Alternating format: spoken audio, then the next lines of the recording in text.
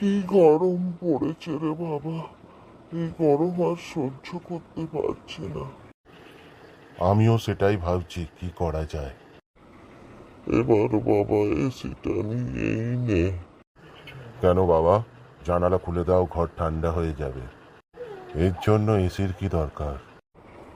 তুই বাবা সারা জীবনে গিফটেই রয়ে গেলি।